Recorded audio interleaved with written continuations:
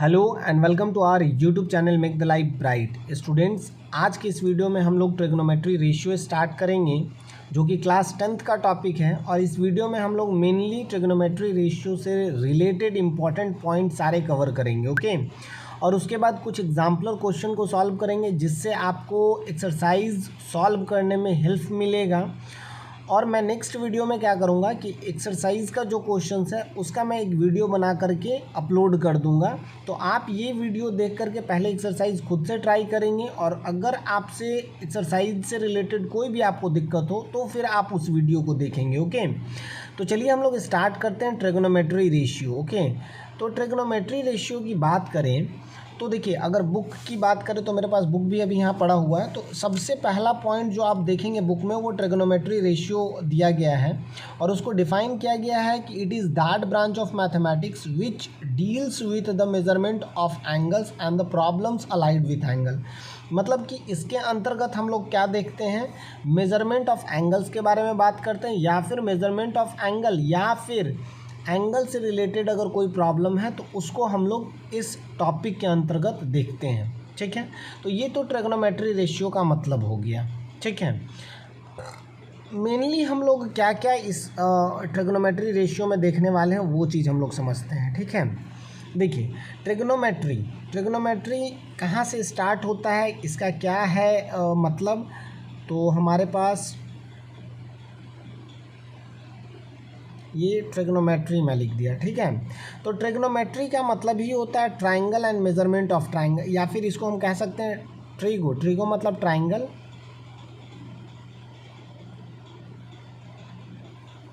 Okay.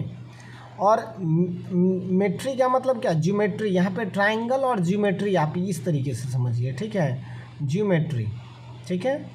मतलब triangle जो geometry का टॉपिक है उससे रिलेटेड या फिर उसके एंगल से रिलेटेड जो टॉपिक के बारे में हम लोग पढ़ते हैं वो क्या कहलाता है, ट्रिग्नोमेट्री कहलाता है।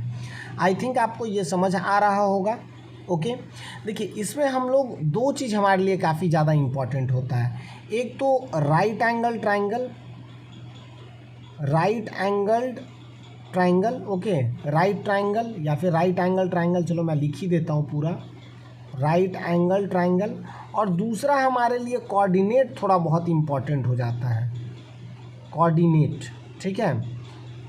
जैसे कि राइट एंगल ट्राइंगल की बात करेंगे तो क्या इम्पोर्टेंस है, तो देखिए ये चीज़ आप जानते हैं, ये कुछ ऐसा राइट एंगल ट्राइंगल बनेगा, ठीक है। यहाँ पर मान लेते हैं ये 90 डिग्री का एंगल बन रहा है, ये ए है, ये बी है और ये सी है, ठीक है।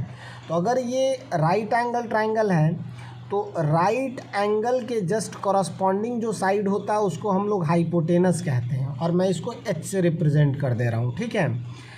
ये जो ए बी है उसको हम क्या कहेंगे, परपेंडिकुलर कहेंगे, और जो बी सी है उसको हम लोग क्या कहेंगे, बेस कहेंगे, ठीक है। तो मैं इस चीज़ को रिप्रेजेंट कैसे कर रहा हूँ, तो एक को मैं एच हाइपोटेनस को, फिर जो परपेंडिकुलर है उसको पी से रिप्रेजेंट कर दिया, और बेस को मैं बी से रिप्रेजेंट कर दिया। तो ये किस तरीके से इम्पोर्टेंस है इसके बारे में हम लोग आगे पढ़ेंगे। अब हम लोग थोड़ा सा बात करते हैं कोऑर्डिनेट के बारे में कि कोऑर्डिनेट किस तरीके से हमारे लिए इम्पॉर्टेंट है, ठीक है। तो कोऑर्डिनेट की अगर बात करें तो जब हम लोग आगे बढ़ेंगे, ये देखिए, ये कोऑर्डिनेट में mainly x axis y axis आप पहले भी पढ़ चुके हैं कि कौन एक्स एक्सिस होगा। तो इधर एक्स एक्सिस ये मान लेते हैं एक्स डैश, ये हमारा जो है वो वाई हो गया, और ये हमारा हो गया वाई डैश। तो ये क्या होता है, पॉजिटिव होता है, ये नेगेटिव होता है, ये पॉजिटिव होता है, और ये हमारा नेगेटिव होता है। तो इसका कब यूज़ है, तो इसका जब ट्रिग्नोमेट्री रेशियो के बाद जब टॉपिक आप स्टार्ट करेंगे तो उस टॉपिक में यहाँ पर जैसे कि मान लेते हैं साइन के बारे में ही बात करेंगे। अभी साइन क्या है इसके बारे में हम लोग नहीं देखे हैं, लेकिन चलिए आगे हम लोग बात करेंगे, ठीक है। तो अगर मान लेते हैं साइन 90 प्लस थीटा, ये तो 90 डिग्री का है, तो 90 प्लस थीटा की अगर बात करेंगे तो 90 प्लस थीटा इस क्वाड्रेंट में चला जाएगा। तो इसमें क्या चेंजेस आएगा, इन सब टॉपिक के बारे में हम लोग कोऑर्डिनेट के अकॉर्डिंग या फिर कोऑर्डिनेट का हेल्प लेकर के समझेंगे। खैर, इन सब कोऑर्डिनेट के बारे में अभी हम लोगों को बात नहीं करना है। मेनली हम लोग जो फोकस करेंगे वो राइट एंगल्ड ट्राइंगल के बारे में बात करेंगे, ओके। तो चलिए मैं इसको इरेज करता हूँ और फिर मैं राइट एंगल ट्राइंगल के बारे में और थोड़ा डिटेल में जानने का प्रयास करते हैं, ठीक है। अब देखिए, ये अगर मान लेते हैं ये राइट एंगल ट्राइंगल है हमारे पास, ये हो गया मान लेते हैं ए, ये हो गया बी और ये हो गया सी। तो मैंने बोला कि 90 डिग्री के कॉरस्पॉन्डिंग साइड को हम क्या कहते हैं, हाइपोटेनस। ये हमारा हो गया परपेंडिकुलर और ये हो गया ये हो गया हमारा बी, बेस। ठीक है, हालांकि इसी अगर बुक के अकॉर्डिंग देखें तो बुक में हाइपोटेनस को आर से रिप्रेजेंट करा है, परपेंडिकुलर को वाई से और बेस को एक्स से रिप्रेजेंट करा है, तो उसमें कोई दिक्कत नहीं है। अब देखिए, तो पाइथागोरस थ्योरम के अकॉर्डिंग हम लोग क्या जानते हैं, राइट एंगल ट्रायंगल में पाइथागोरस थ्योरम अप्लाई होता है। और पाइथागोरस थ्योरम में हम लोग ये पढ़े हैं कि hypotenuse square is equal to perpendicular square plus base square. ठीक है, मतलब कि अगर हमको एच फाइंड आउट करना हो तो root under p square plus b square होगा। ठीक है, ये पी स्क्वायर है और ये बी स्क्वायर। ठीक है, तो आई थिंक ये आपको दिक्कत नहीं हुआ होगा, ये यहाँ तक आप समझ पा रहे होंगे। ठीक है, तो ये चीज़ हमारा हो गया। और ये इसका इम्पोर्टेंस बहुत ज़्यादा है ट्रिग्नोमेट्री रेशियो में, h is equal to root under p square plus b square का। ठीक है, अब चलिए हम लोग बात करते हैं कि ट्रिग्नोमेट्री रेशियो में और कौन कौन सा इंपॉर्टेंट पॉइंट जो हमारे लिए ज़्यादा ज़रूरी है। तो देखिए, कुछ यहाँ पर अजप्शन है। क्या क्या अजप्शन है, तो 3 जो है वो ट्रिग्नोमेट्री रेशियो जो है, जैसे कि एक साइन, ठीक है, हम क्या लिख सकते हैं, साइन रेशियो जो कि हम लोग क्या कहते हैं, ये p/h होता है, परपेंडिकुलर बाई हाइपोटेनस होता है। कोसाइन रेशियो, ठीक है, कोसाइन रेशियो, ठीक है, साइन रेशियो के बाद कोसाइन रेशियो या फिर कोसाइन थीटा आप लिखिए, जो भी लिखिए, तो ये हो जाएगा b/h। ठीक है, मतलब कि बेस बाई हाइपोटेनस। और उसके बाद tan थीटा आप मैं लिख देता हूँ। ठीक है, tan theta is equal to p/b। ये 3 हमारे लिए अजप्शन है। ठीक है, इसके बाद जो हम बात करते हैं साइन का, जो मतलब रेसिप्रोकल है, वो उसको क्या कहते हैं, कोसेक कहते हैं। ठीक है, ये कोसेक थीटा के अगर बारे में बात करें तो कोसेक थीटा साइन का अपोजिट है। इट मीन्स कि साइन का रेसिप्रोकल है, मतलब कि हम ये लिख सकते हैं कि 1/sin थीटा के इक्वल है। ठीक है, तो 1/sin थीटा का वैल्यू क्या था, p/h था। तो ये h अगर ऊपर जाएगा तो कोसेक थीटा का वैल्यू क्या हो जाएगा, कोसेक थीटा का वैल्यू हमारा हो जाएगा h/p। ठीक है, मतलब कि यहाँ पर आप ये ऑब्जर्व कर पा रहे हैं कि अगर साइन रेशियो p/h है तो कोसेक रेशियो क्या हो जाएगा, h/p हो जाएगा। ठीक है, उसी तरीके से अगर मैं इसको साइड करता हूँ थोड़ा सा, ठीक है, कोसेक वाले को साइड करता हूँ। अब अगर हम कोसाइन जो था, कोसाइन का अगर रेसिप्रोकल के बारे में बात करें तो इसका रेसिप्रोकल क्या होता है, सेक होता है। ठीक है, सेक थीटा मैं यहाँ लिख देता हूँ। ठीक है, सेक थीटा या सेकेंड जो भी आप कहें। ठीक है, तो आप बुक पे भी थोड़ा ध्यान देते रहेंगे। एंड आई थिंक कि मैं ऐसा करता हूँ कि आप लोग बुक साथ में लेकर के बैठे हुए हैं। ठीक है, तो कोसाइन रेशियो का सेकेंड थीटा मतलब या उसका रेसिप्रोकल कहें कि सेकेंड रेशियो हो गया, तो इसको हम लिख देंगे 1/cos थीटा। ठीक है, तो 1/cos थीटा मतलब कि 1/cos थीटा का वैल्यू क्या था, p/h था। और अगर p/h था, सॉरी b/h था, तो b/h, और ये h अगर हमारे न्यूमरेटर में चला जाए तो इसका वैल्यू हो जाएगा h/b। मतलब कि हमारे पास सेक थीटा का वैल्यू क्या आया, h/b। ओके, अब आगे बढ़ते हैं, नेक्स्ट हम टॉपिक देखते हैं। तो tan का जो अपोजिट होगा वो cot होगा। ठीक है, तो इसका भी देख लेते हैं हम लोग। तो इसका cot, तो cot थीटा का कैसे सॉल्व करेंगे, तो ये p/b है, तो cot theta is equal to हम क्या लिख सकते हैं, 1/tan थीटा, क्योंकि रेसिप्रोकल है। देखिए, tan theta is equal to 1/cot theta लिखिए या फिर cot theta is equal to 1/tan theta लिखिए, वो तो बात बराबर ही है। तो ये अगर आया तो 1/tan थीटा का वैल्यू हम क्या देखें, तो p/b देखे हैं। तो अगर हम b को अगर ऊपर लेके चले जाएं तो ये क्या हो जाएगा, b/p हो जाएगा। आई थिंक ये चीज़ क्लियर हो गया।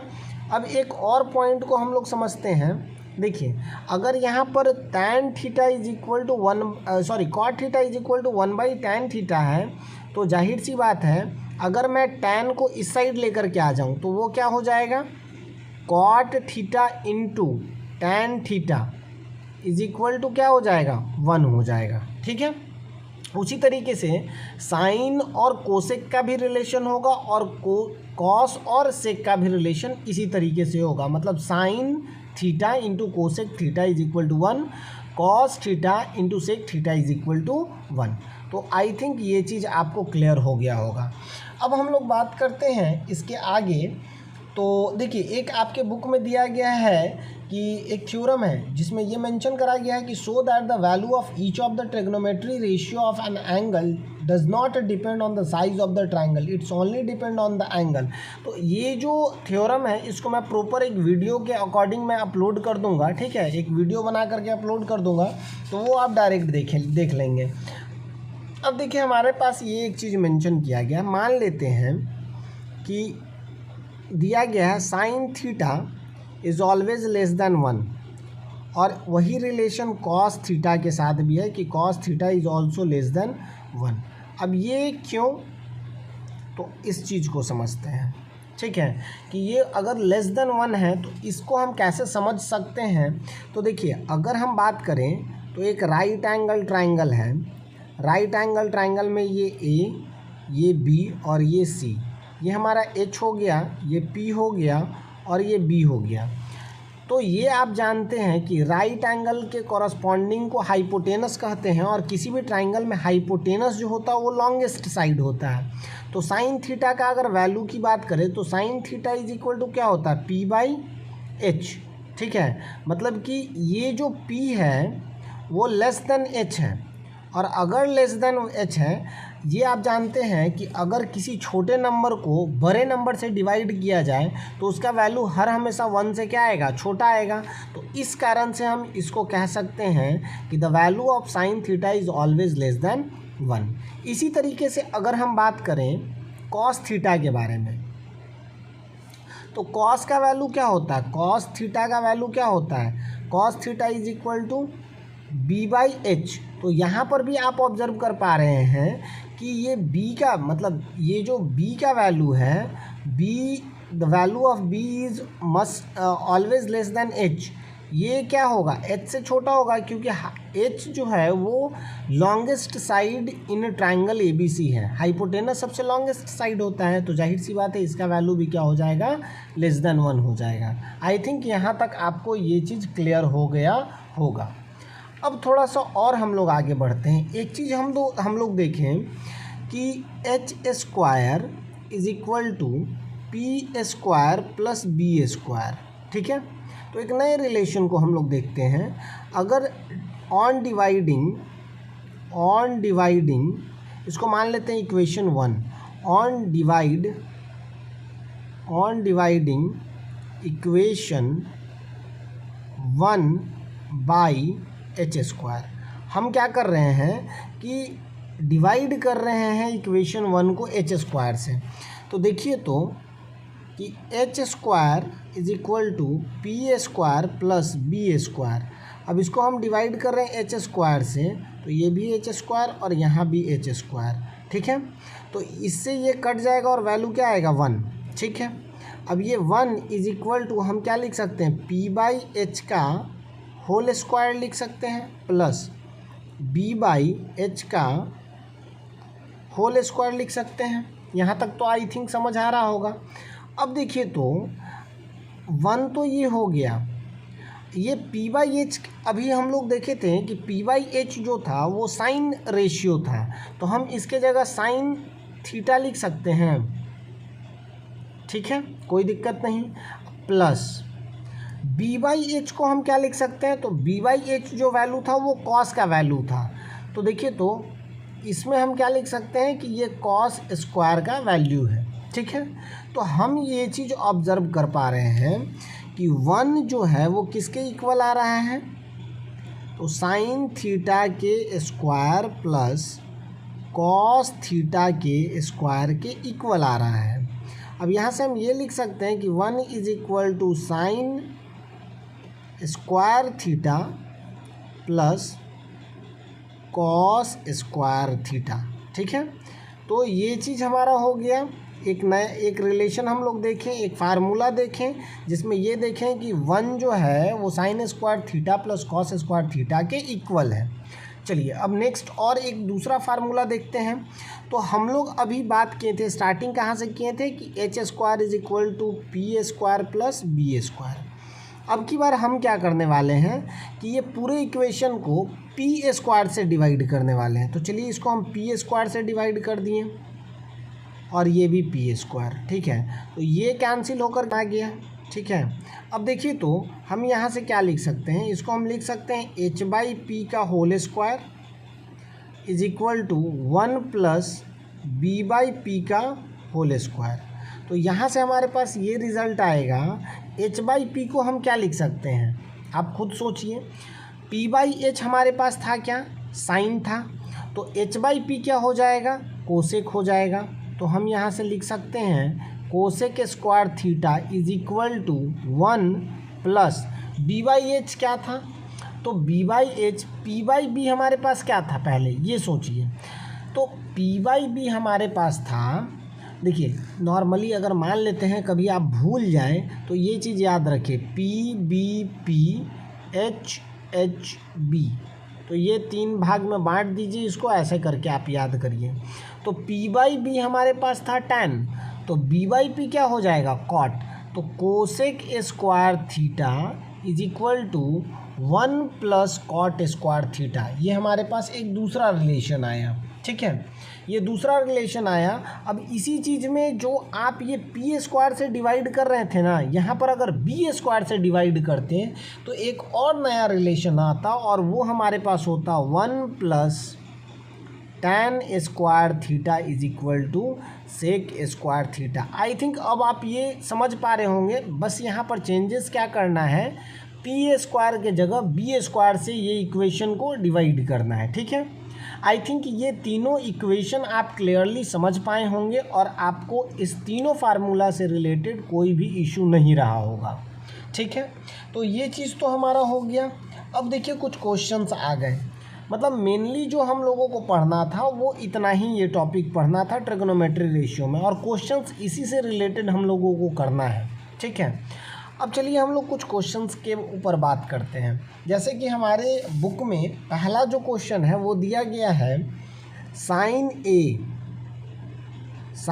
ए इज इक्वल टू 8/17। बोला जा रहा है find other trigonometry ratio of angle A. अब देखिए तो नॉर्मली आप समझिए, पहले ये है, मान लेते हैं ये यहाँ ए बी और ये सी है। बी हमारा 90 डिग्री है और ये एंगल ए है। तो ए का वैल्यू अगर दिया गया है 8/17 तो ये होता है P बाई एच। तो H मतलब यहाँ 17 है और P का मतलब ये 8 है। तो सबसे पहले आप क्या करिए, B का वैल्यू फाइंड आउट करिए। तो B इज इक्वल टू क्या हो जाएगा, रूट अंडर 17 का स्क्वायर माइनस 8 का स्क्वायर। तो यहाँ से आ जाएगा आपके पास 17 का स्क्वायर 289 माइनस 64, तो 64 हमारा हो जाएगा 225, और 225 का अगर रूट करेंगे तो हमारे पास आंसर आएगा 15, ठीक है। 15 हमारे पास आंसर आ जाएगा, ओके।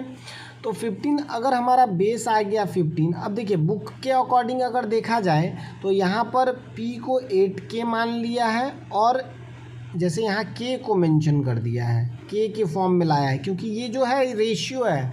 तो रेशियो को या तो आप X के फॉर्म में लिखो या तो K के फॉर्म में लिखो। तो वही चीज़ यहाँ बुक में मेंशन है K के फॉर्म में, ठीक है। तो ये भी जो हमारा आएगा, अगर हम सेवनटीन के का होल स्क्वायर और 8K का होल स्क्वायर करें, ठीक है, तो ये हमारे पास आ जाएगा 15K, ठीक है। आई थिंक यहाँ तक आपको क्लियर हो गया। मतलब कि ये चीज़ तो क्लियर हो गया कि P का वैल्यू हमारे पास है 8K, H का वैल्यू है 17K और B का वैल्यू है 15K।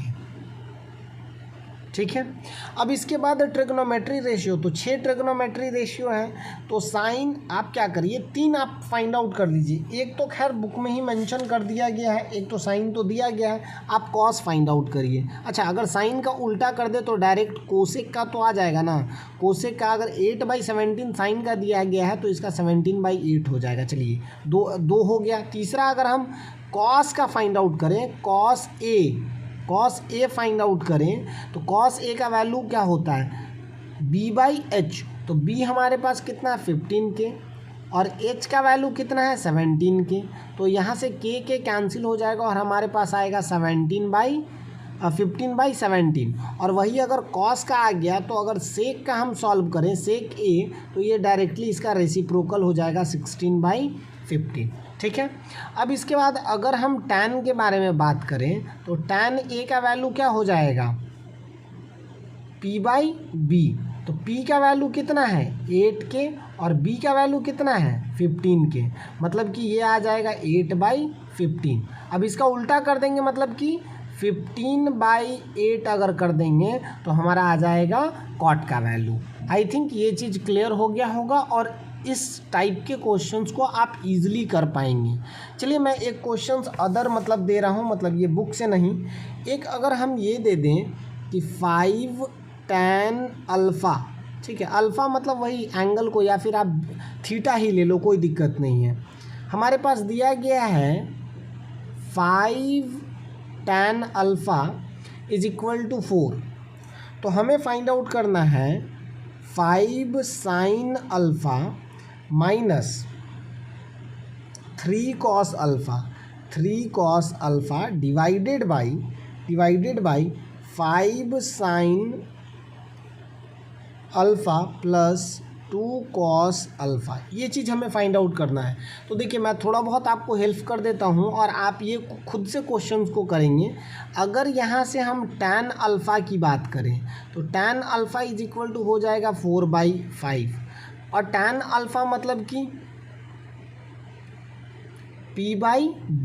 तो हमारे पास p है और b है, हमें h फाइंड आउट करना पड़ेगा। तो h मैं पहले फाइंड आउट कर देता हूँ। तो h इज इक्वल टू आप देखें तो p² प्लस b²। तो p² का वैल्यू कितना हो जाएगा 4 का स्क्वायर 16 प्लस ये कितना हो जाएगा 20, मतलब 5 का स्क्वायर कितना हो जाएगा 25। तो अब देखिए, तो यहाँ से अगर ये दोनों को सॉल्व किया जाए तो रूट अंडर कितना आ जा रहा है 41 आ जा रहा है। ठीक है। तो यहाँ से ये चीज़ आप कर पाएँ कि ये रूट अंडर 41 आ गया। अब इसको फिर सॉल्व करिए आप, ठीक है, जो इसमें वैल्यू आप पुट करिए और उसके बाद आंसर को फाइंड आउट करिए। ये चीज़ तो आप पहले ही देख लिए हैं कि जस्ट अ मिनट, ओके, ठीक है।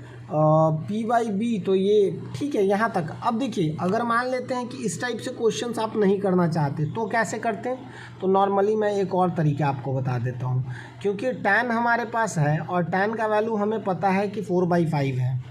अगर आप क्या करते हैं, एक मिनट, ठीक है, अगर आप क्या करते हैं कि इसको किससे आप डिवाइड कर देते, कॉस से डिवाइड कर देते हैं, इसको भी कॉस से कर देते हैं, इसको भी कॉस से कर देते हैं और इसको भी कॉस से कर देते हैं। तो ये और ये कैंसिल हो जाता है। हमारे पास क्या आता 5 tan, हमारे पास जो रिज़ल्ट आता है वो क्या आता 5 tan alpha minus 3 divided by 5 tan alpha plus 2। अब इसको आप सॉल्व कर दीजिए, क्योंकि tan का वैल्यू हमारे पास 4/5 है। तो tan अल्फ़ा के जगह पे आप 4/5 पुट करिए और फिर ये -3 ऊपर में है और +2 नीचे है, सॉल्व कर लीजिए। ठीक है। तो आई थिंक अब यहाँ से आप इस क्वेश्चन को सॉल्व कर पाएंगे। ठीक है। अब चलिए मैं और कुछ क्वेश्चंस देख लेता हूँ आपके बुक में। इसी टाइप का क्वेश्चन एक दिया गया है जो कि एग्जाम्पल नंबर 6 है, जिसमें दिया गया है कि sec theta is equal to 5/4 so that 2 cos theta minus sine theta divided by cot theta minus tan theta is equal to 12/7। तो सॉल्व करेंगे तो 12/7 खुद ही आ जाएगा। ठीक है। अब देखिए एक और क्वेश्चन दिया गया है। सारे क्वेश्चंस मैं देख पा रहा हूँ कि most of the question same है। ठीक है। तो ज़्यादा कुछ करने की आवश्यकता नहीं है। आप एक 10 नंबर देख लो। 10 नंबर मैं आपको समझा देता हूँ। यहाँ पर दिया गया है क्या, कॉस थीटा का वैल्यू दिया गया, कॉस थीटा का वैल्यू है 5/3।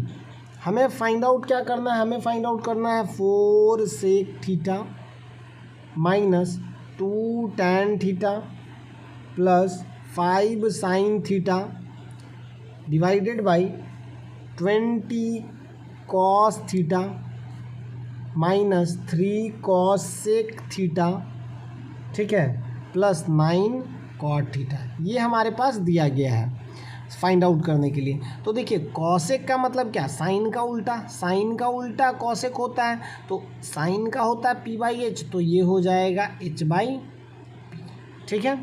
h/p अगर हो जाएगा तो b का वैल्यू हमारे पास कितना आ जाएगा, 4 आ जाएगा।